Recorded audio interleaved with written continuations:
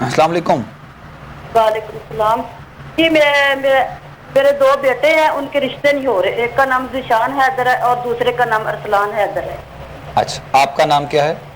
میرا نسیم اختر. ٹھیک, بچوں کی عمر بتا دیں. ایک کی 32 سال ہے اور دوسرے کی 30 سال ہے. ٹھیک ٹھیک. اور رشتہ دیکھنے جاتے ہیں نا, لڑکوں کو پسند کر لیتے ہیں, لیکن ہمارا بھی گھر نہیں اپنا نا, اس وجہ سے وہ انکار کر دیتے ہیں. ٹھیک, چلے ہم رہنمائی کرتے ہیں جی انشاءاللہ.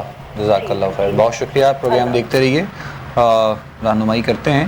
کل بھی ہم اسی حوالے سے بات کر رہے تھے کہ رشتوں میں جو لوگوں کے لیے پریشانی ہے, پہلے ہم دیکھتے تھے کہ بہنوں کے لیے, بیٹیوں کے لیے پریشانی, لیکن آج کل کے دور میں تو لڑکوں کے لیے بھی پریشانی نظر آتی ہے. بس ایک مینٹین کو کرنے کے لیے, اسٹیٹس کو خاص طور پر بہت سے لوگ اس چیز کو جو ہے وہ دیر سے دیر کرتے چلے جاتے ہیں اور پھر پریشانیاں اور مسائل بن جاتے ہیں.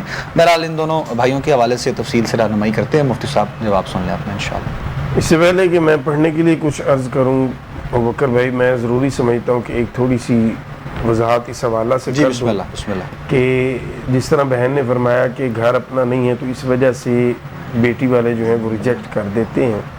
تو دیکھیے پاکستان میں بہت سے گھر ایسے ہیں جہاں بیٹیوں کو اسی وجہ سے ریجیکٹ کیا جا چکا ہے. تو آپ کوئی ایسا گھر تلاش کیجیے. آپ کیوں اپنے سے اوپر جا کر کوشش کر رہے ہیں؟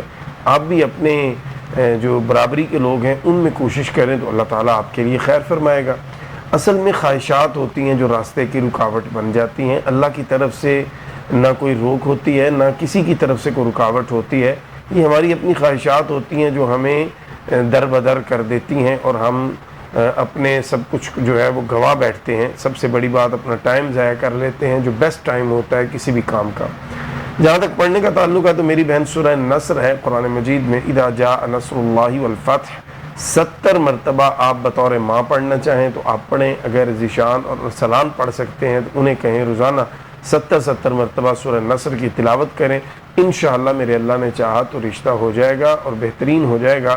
لیکن میں پھر سب سے گزارش کروں گا, والدین, میں بھی والد ہوں 3 بیٹیوں کا, تو میں تمام والدین سے گزارش کروں گا کہ ہمیں اپنی خواہشات کو کنٹرول کرنا چاہیے, کیونکہ حدیث مبارکہ تو ہماری یہ رہنمائی فرماتی ہے. رسول اکرم صلی اللہ علیہ وسلم کی بارگاہ میں ایک شخص حاضر ہوا, آقا غربت بڑی ہے, تو آپ صلی اللہ علیہ وسلم نے فرمایا نکاح کرو. وہ پھر حاضر ہوا, آقا غربت نہیں دور ہوئی, آپ نے فرمایا نکاح کرو. اس نے دوسرا نکاح کیا, پھر حاضر ہوا, آپ نے فرمایا نکاح کرو. تیسرے نکاح کے بعد اس کے دن بدل گئے.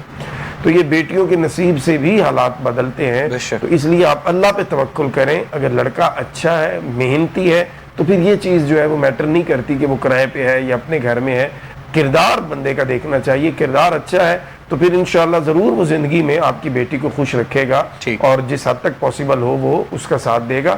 اور اگر کردار ٹھیک نہیں ہے تو پھر محلات میں بھی ہوں بیٹیاں تو پریشانی رہتی ہیں. اللہ تعالیٰ سب بیٹیوں کے نصیب نیک فرمائے. آمین آمین, جزاک اللہ خیر.